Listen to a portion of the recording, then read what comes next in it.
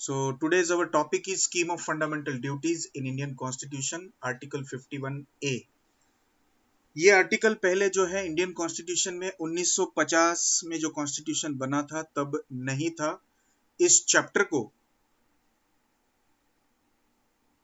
Part 4 ए में insert किया गया था 42वें अमेंडमेंट एक्ट 1976 के तहत।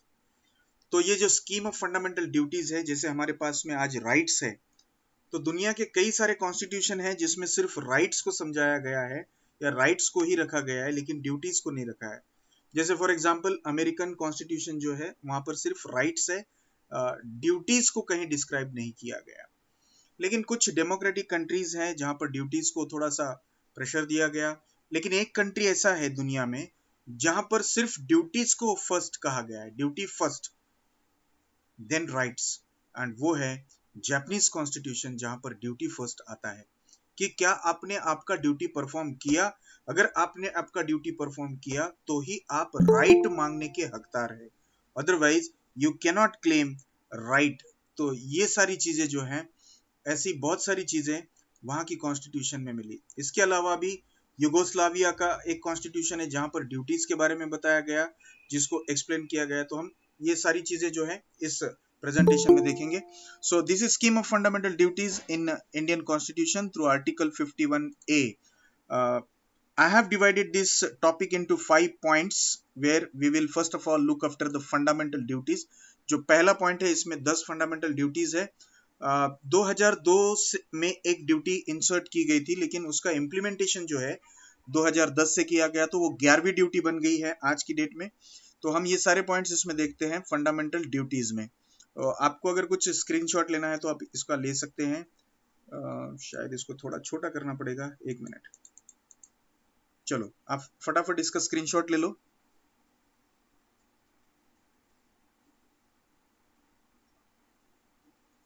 हो गया? राइट। यस। तो फंडामेंटल ड्यूटीज हैं। तो फंडामेंटल ड्यूटीज के अंदर मैंने पहले 3 पॉइंट बनाए, जिसमें फिर 11 पॉइंट फिर से आएंगे दूसरे।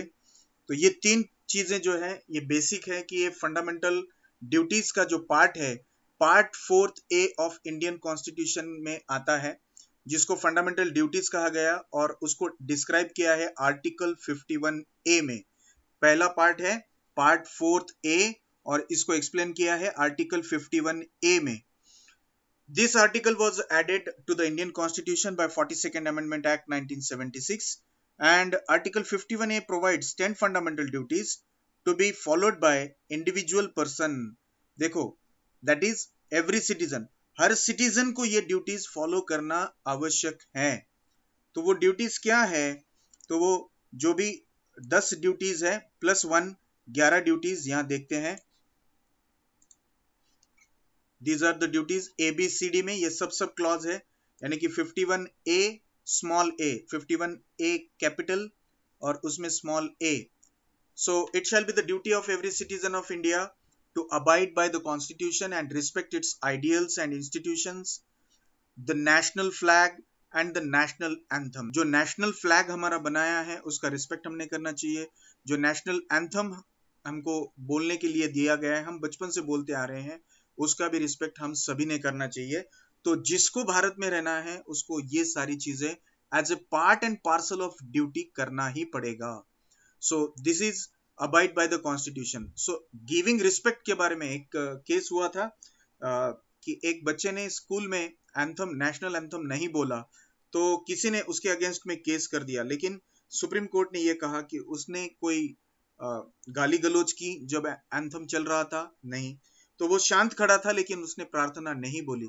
लेकिन इसका मतलब ये नहीं कि जो भी धर्म का वो था बच्चा, तो उसको धर्म के थ्रू खींचने की कोशिश की गई थी।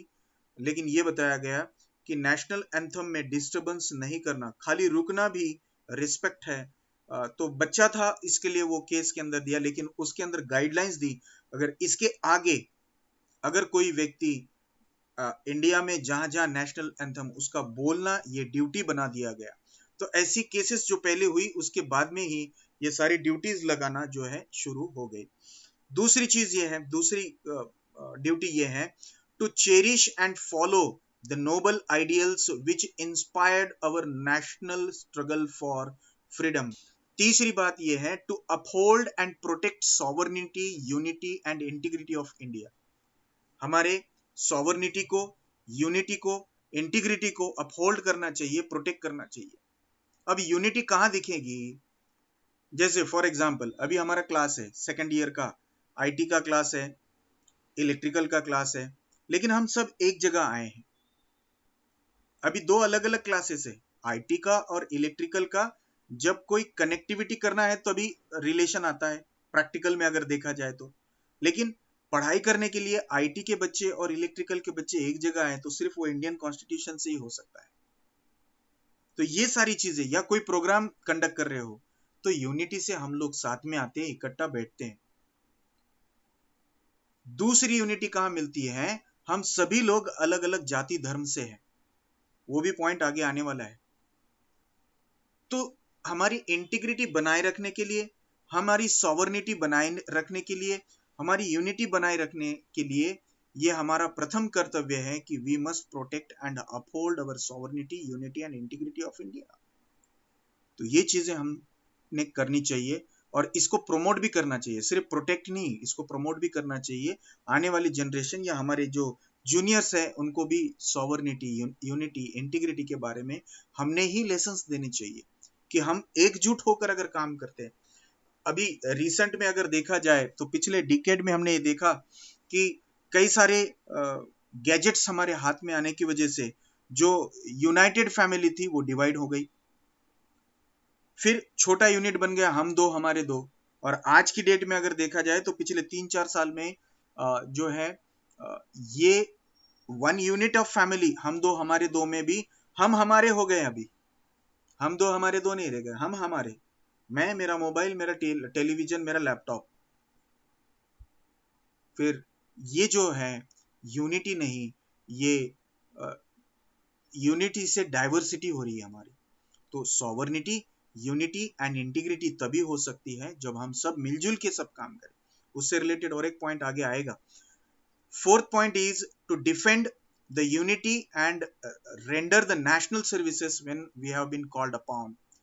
तो ये यूनिटी अगर है तो हम डिफेंड कर सकते हैं सामने वाली कंट्री के साथ में, जो देश हमारे साथ में युद्ध के लिए खड़ा हो रहा है उसके साथ में डिफेंड कर सकते हैं। रेंडर नेशनल सर्विसेज, हमको जब जब भी देश हमारा बुलाएगा कि आपको बंदूक लेके सीना ताने खड़ा होना है, चाहे बंदूक चलानी ना आवे फिर भी हमें बंदूक लेके हमारे देश के लिए, हमारे चेस्ट के ऊपर गोली खाने के लिए खड़ा होना चाहिए।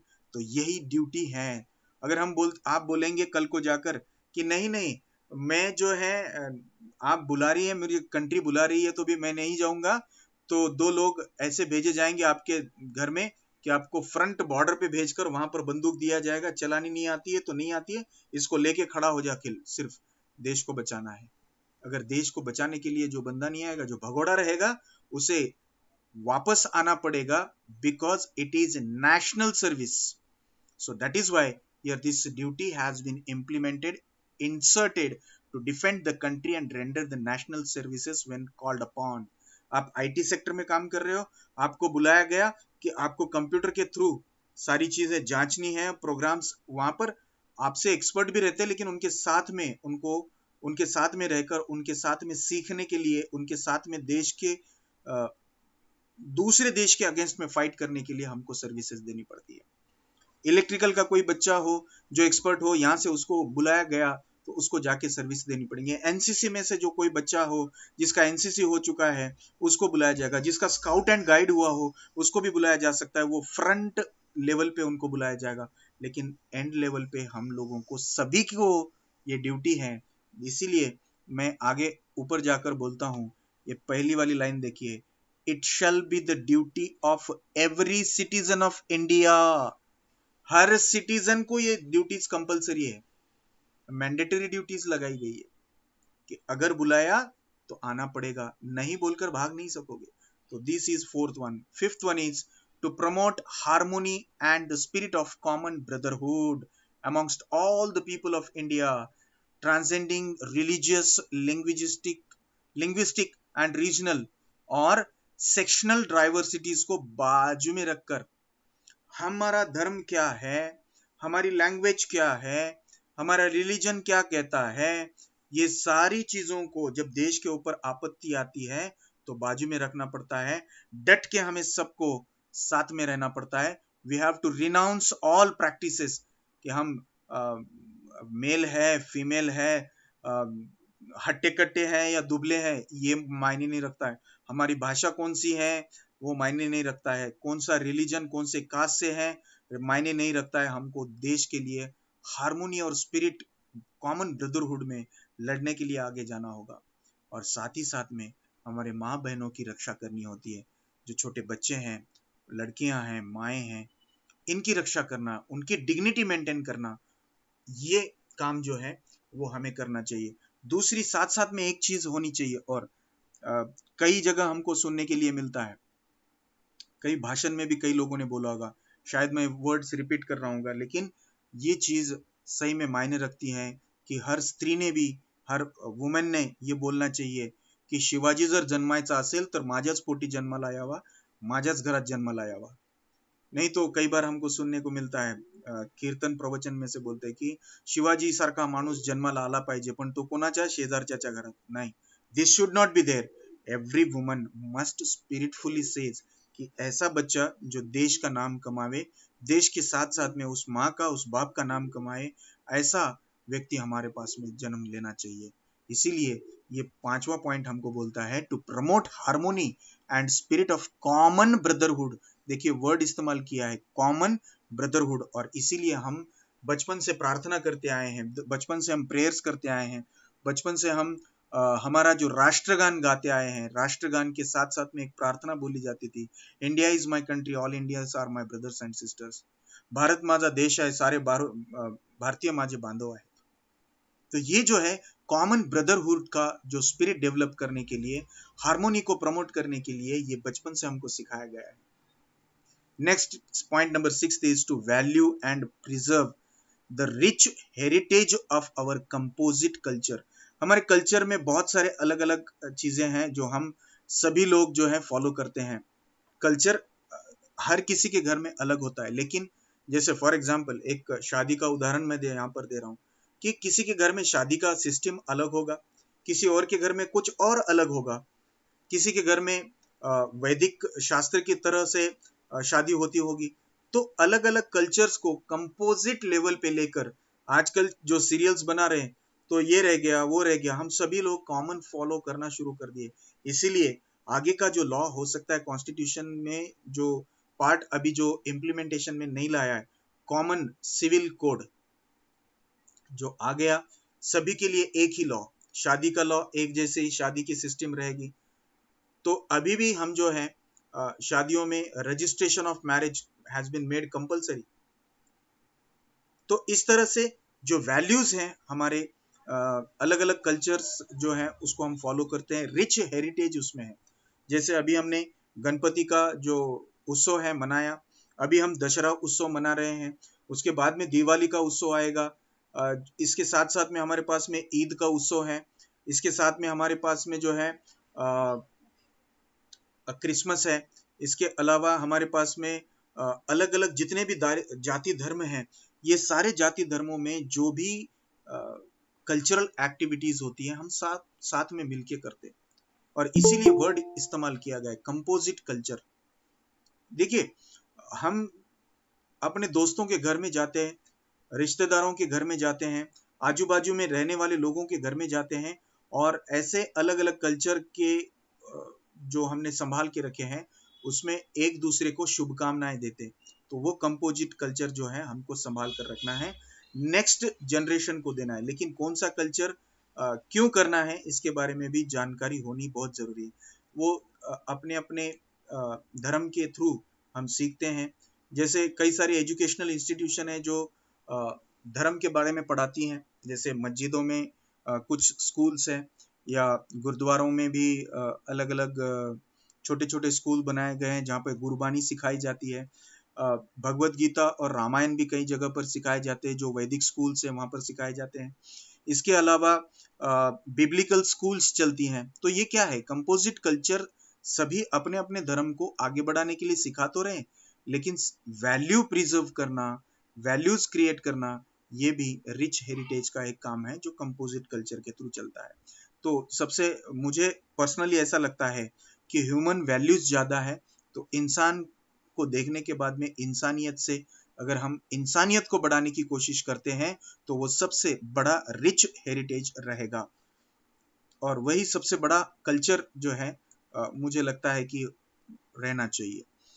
Next is to protect and improve the natural environment including forest, lake, rivers, wildlife etcetera, and to have compassion for living creature. अभी जब ये सारी चीजों को मैं देखता हूं तो नेचुरल एनवायरनमेंट में मुझे सबसे पहले जो मोस्ट इंपॉर्टेंट चीज लगती है वो है ऑक्सीजन, और दूसरा है पानी। ऑक्सीजन हमें अच्छा मिले, इसके लिए फॉरेस्ट को डेवलप करना बहुत जरूरी है, जिसके लिए जरूरी है लेक्स, रिवर्स यानी कि पानी की जरूरी है। वाइल्ड लाइफ है तो क्रिएचर जो है जो इकोसिस्टम नेचर ने बनाया है वो ठीक तरीके से चलेगा, और लिविंग क्रिएचर्स को संभालना, जो खत्म हो रही है जाति जनजाति, उसको बचाना काम हमारा है। Seventh one is to develop the scientific temper, humanism and spirit of inquiry and reform. तो ये डेवलपमेंट करना एक ड्यूटी है। तो आप में भी साइंटिफिक वे से आपने कोई प्रोग्राम डेवलप किया होगा, जैसे आईटी सेक्टर का कोई बंदा हो, उसको कुछ चीज मालूम हो तो आपके देश के लिए इस्तेमाल कीजिए, ह्यूमैनिज्म के लिए इस्तेमाल कीजिए। हमारे लोगों को क्या लगता है, what is the requirement of our people, उसकी इंक्वायरी कीजिए, वो बेसिस के ऊपर रिफॉर्म्स लाने की कोशिश कीजिए। जैसे अभी रिसेंट में एक हमको चीज देखने को मिली, तो हमारे रिसेंट में जो बोलते हैं वो बहुत पूर्वजों से आ रहा है, जैसे झाड़े लावा झाड़े जगवा, ये एक रिफॉर्म है। लेकिन आज की डेट में अगर हमने झाड़ नहीं लगाए और उन झाड़ों को लॉन्ग लाइफ तक, बड़े हुए तक उसको अगर ठीक से उसके तरफ ध्यान नहीं दिया, तो हो सकता है आगे आने वाले समय में हमको बारिश भी देखने ना मिले, सपना रह जाएगा। तो यही चीजें हो रहा है कि फॉरेस्ट को काट रहे हैं और उसको बढ़ा नहीं रहे। तो development of those things, so reform करना चाहिए कि झाड़ लगाना चाहिए, उसका ग्रोथ करना चाहिए, ह्यूमैनिज्म की डेवलपमेंट करनी चाहिए, साइंटिफिक बेसिस के ऊपर सारी चीजों को देखना चाहिए। Then next one is to safeguard public property and to abjure violence, violence को रोकना चाहिए और पब्लिक प्रॉपर्टी को भी सेफगार्ड करना चाहिए। तो इसका एक एग्जांपल ले लेंगे ताकि ये पॉइंट हमें समझ में आए। पब्लिक प्रॉपर्टी को सेफगार्ड करने के लिए क्या चीज होती है कि हम लोग कई बार रैलीज निकालते हैं तो पब्लिक प्रॉपर्टी से निकालते हैं कि महात्मा फुले पुतले से निकले और ये खत्म करेंगे शिवाजी पुतले तक। तो ये बीच में का रोड भी जो है वो, और महात्मा फुले पुतला का जो प्लेस है वो, और शिवाजी पुतले का प्लेस है वो, ये सारे आते हैं पब्लिक प्रॉपर्टी में। अभी हम शांतता रैली निकालते, किसी बाहर के व्यक्ति ने अगर कोई पत्थर फेंक दिया और हम में से किसी गुस्से वाले ने हाथ में जो भी चीज है उसको फेंक दिया उस पर, तो ये रॉयट बन गया, तो यहाँ पर वायलेंस हो सकता है। इसको रोकने के लिए जो काम करना है, इसीलिए पब्लिक प्रॉपर्टी खराब नहीं होनी चाहिए, उसको रोकने के लिए हमारा ड्यूटी है। वायलेंस नहीं होना चाहिए, उसको रोकना हमारा ड्यूटी है। तो ये सारी चीजों को ड्यूटी में ढाल दिया गया है। ये 9th ड्यूटी है। 10th ड्यूटी ये कहती है to strive towards excellence in the sphere of individual. तो हम सभी को एक्सीलेंट बनना चाहिए अपने अपने स्पीयर में, जो भी सब्जेक्ट पढ़ रहे हो उसमें एक्सीलेंट आपका 100% दीजिए, आप कहीं ना कहीं ऊंचाई पे जाओगे। लेकिन जब इसको, इस स्टडी को, जो भी एक्सेलेंस से आप पास हुए हो, ग्रेड आपने मिलाया हो, उसका इस्तेमाल अकेले करेंगे तो कुछ नहीं बनेगा। when you will do it in the form of collective activity so that the nation constantly rises to the higher levels of endeavor and achievement, हमारे देश को उसका अचीवमेंट के लिए मिलेगा। जैसे अभी रिसेंट में भाला फेंक में हमारे एक भारतीय व्यक्ति ने गोल्ड मेडल हासिल किया, तब हमको जाकर पता चला कि भाला फेंक में भी हमारे पास में कोई है जो गोल्ड मेडल प्राप्त कर सकता है। खाने की रोटी नहीं थी तब से वो प्रैक्टिस करता था। प्रैक्टिस फर्स्ट, जैसे मैं बोलता हूँ ना, ड्यूटी फर्स्ट, ये जो कॉन्स्टिट्यूशन में लिखा है, जापानीज कॉन्स्टिट्यूशन में, मुझे तो ऐसा लगता है कि हमारे कॉन्स्टिट्यूशन में भी ड्यूटी फर्स्ट देन राइट लिख देना चाहिए। जब तक ड्यूटी फॉलो नहीं करोगे तब तक राइट मांगने का अधिकार आपको नहीं रहेगा। तब तक हमारे बंदे जो है आज कहीं पर भी, चाहे प्राइवेट में हो चाहे गवर्नमेंट सर्वेंट में सर्विसेज में हो, वो काम नहीं करेंगे और हायर लेवल्स ऑफ एंडिवर और अचीवमेंट हमको देखने के लिए नहीं मिलेगा। Then last one is that who is a parent, यहाँ बोला है जो भी पैरेंट है, गार्डियन है, to provide opportunities for education to his child. Parents या गार्डियंस को उनके बच्चों को अपॉर्चुनिटी देना चाहिए एजुकेशन का, as the case may be. Ward between the age of 6 to 14 years must have been given the chance to get the education। तो ये जो पॉइंट है वो बाद में इंसर्ट किया गया 11वां पॉइंट 86th अमेंडमेंट एक्ट 2002 से। उस अमेंडमेंट एक्ट के सेक्शन 4 में इससे रिलेटेड जो प्रोविजन है वो दी है। बाद में इसको थोड़ा सा स्थगित कर दिया गया था, लेकिन इसकी एनफोर्समेंट जो है 1 अप्रैल 2010 से इसको कंपलसरी में लाया गया। सभी बच्चों को कंपल्शन किया गया कि you are part and parcel of the education, और 6 साल से लेकर 14 साल के हर बच्चे को government free of cost education उन्होंने कर दिया। तो कंपलसरी एजुकेशन का पार्ट स्टार्ट हो गया। So these were the fundamental duties followed. If you have followed, please type followed in the chat box. Great.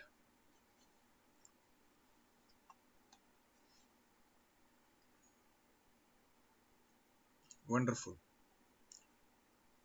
Next point. We'll go to the next point.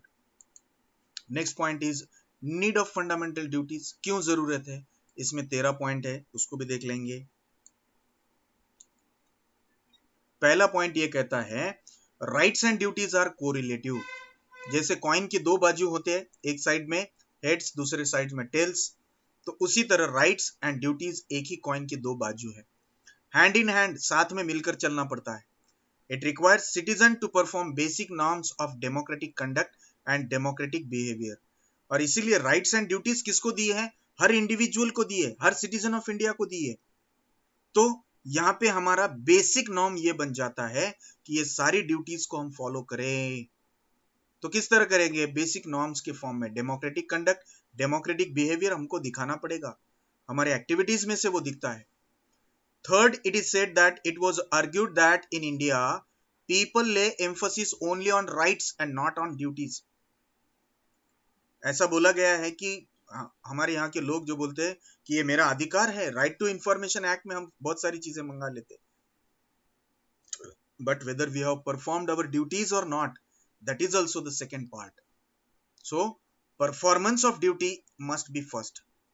But ये statement को wrong कहा गया, ये statement को wrong कहा गया, but it was submitted that the view which has been placed that people in India lays emphasis on rights and not on duties, it was treated to be wrong, कि ऐसा कभी नहीं था।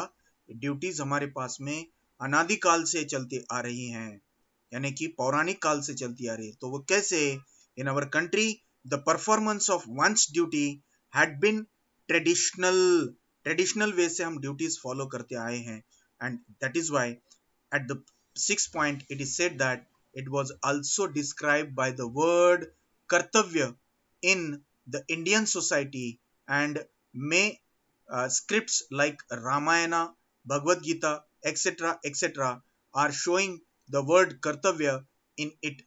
तो कर्तव्य, राम का कर्तव्य, राम ने जो किया वो कर्तव्य की भूमिका में किया, कि लंका उसने पूरी जीत ली, फिर भी लंकेश्वर नहीं बना। वो उसने लंका अपने हाथ में नहीं रखी, उसके अंदर ह्यूमैनिटी थी। कर्तव्य, कौन सा कर्तव्य? कि वो देश किसी और का है।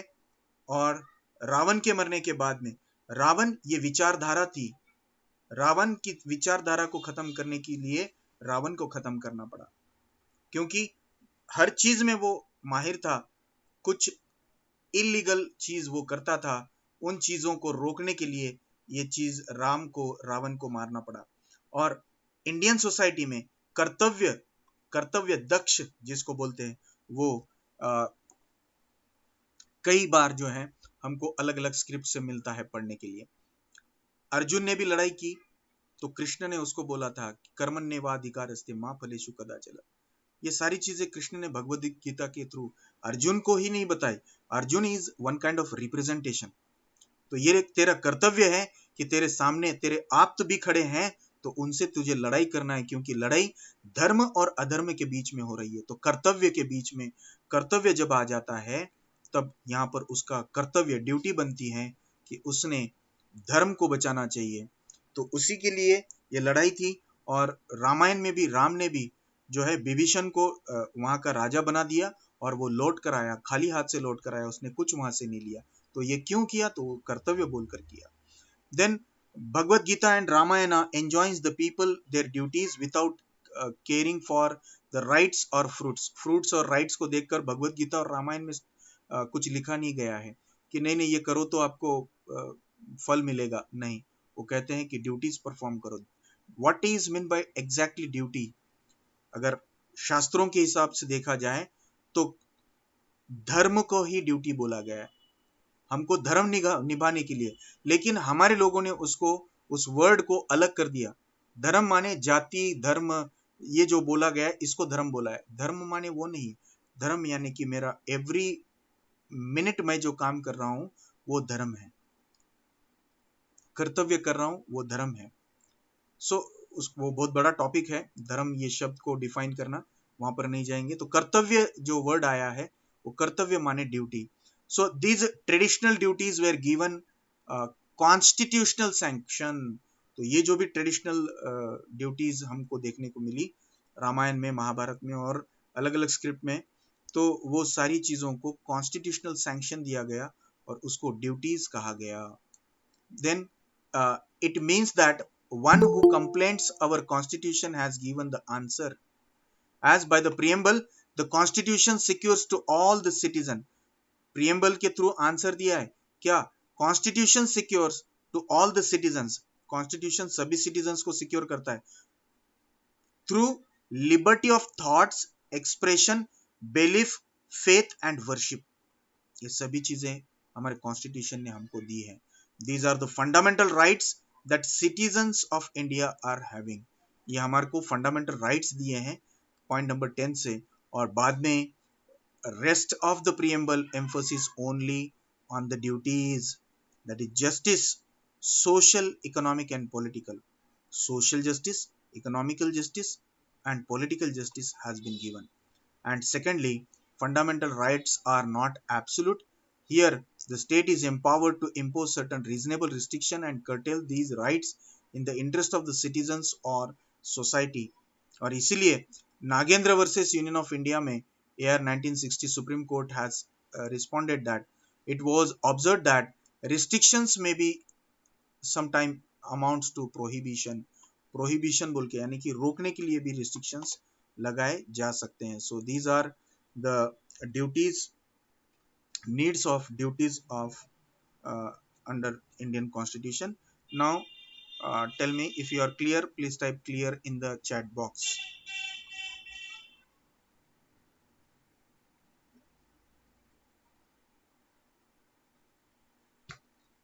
बहुत बढ़िया। ये फंडामेंटल ड्यूटीज को हमको लाने के लिए अलग अलग जगहों से स्टडी किया। After a study, it was found that in Western countries, there are no such duties and obligation of the citizen। Western countries का पढ़ाई करने के बाद में, रिसर्च करने के बाद में हमको पता चला कि वहां पर ड्यूटीज और ऑब्लिगेशंस सिटीजन्स को नहीं है। Amongst democratic constitution of the world में जब हमने देखा, we find mentioning of certain duties of citizens in Japanese constitution। Japanese constitution में उसको पाया गया। तीसरी जगह पर ब्रिटेन, कनाडा और ऑस्ट्रेलिया के कॉन्स्टिट्यूशन का जब पढ़ाई किया गया तो it was found that they are having rights and duties of the citizens and are governed by the common law and judicial decision. तो ये ब्रिटेन, कनाडा और ऑस्ट्रेलिया में कॉमन लॉ का रूल फॉलो किया जाता है और उसके तहत जो है राइट्स एंड ड्यूटीज जो है सिटीजंस के गवर्न किए जाते हैं। French constitution it makes only a passing reference on duties of the citizen, whereas American Constitution only provides for fundamental rights and does not refer to the duties of the citizens. So in America there are no duties, whereas as concerned with the French constitution, they are having a few duties in their constitution.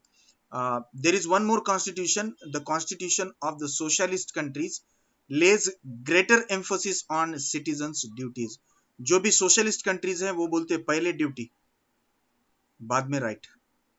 तो उसका example, सबसे बड़ा example यहाँ पर है यूगोस्लावियन constitution जो है, article 32, 36 and 66 they are explaining their duties in that case. और ये सभी कंट्रीज का स्टडी करने के बाद में हमने उसमें से जहां जहां अच्छी अच्छी चीजें हैं वहां से फंडामेंटल ड्यूटीज को उठाया। फिर ये फंडामेंटल ड्यूटीज आए कब से?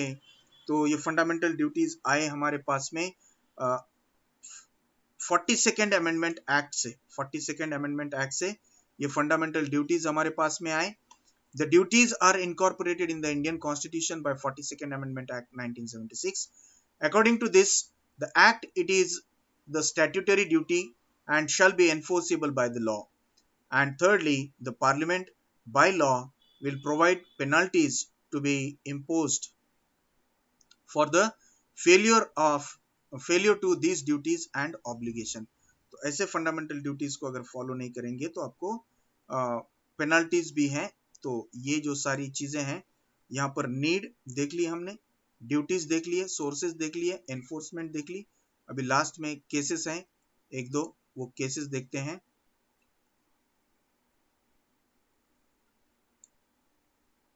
These two cases are concerned with duties only. MC Mehta versus union of India, बहुत सारी केसेस है ऐसी, लेकिन उसमें से एक दो केसेस मैं आपके सामने ले रहा हूँ। Supreme court held that under article 51A sub clause G, it is the duty of the central government to introduce compulsory teaching of lessons at least for 1 hour in a week on protection and improvement of natural environment in all the educational institution of the country. तो इसका best example है environmental law का जो topic लाया है, वो topic इसमें हमको जो है देखने के लिए मिलता है। Now second case is concerned with Abhilasha Textiles versus Rajkot Municipal Corporation, AIR 1988. In this particular case of Abhilasha Textile versus Rajkot Municipal Corporation, इनकी ड्यूटी इन्होंने फॉलो नहीं की थी।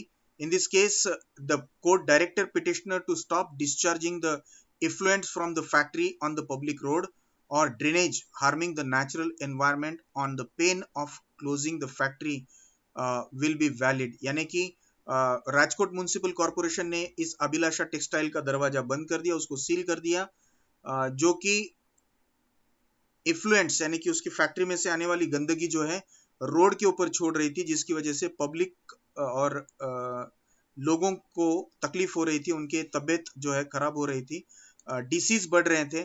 तो उसलिए वहां पर ड्यूटी फॉलो करने के लिए ड्यूटी फर्स्ट जो बोलते हैं वो सिस्टम वहां पर देखने को मिला। और राजकोट म्युनिसिपल कॉर्पोरेशन ने जो डिसीजन लिया वो डिसीजन करेक्ट है, ये सुप्रीम कोर्ट ऑफ इंडिया ने बताया है। So here if you have followed, please type followed in the chat box.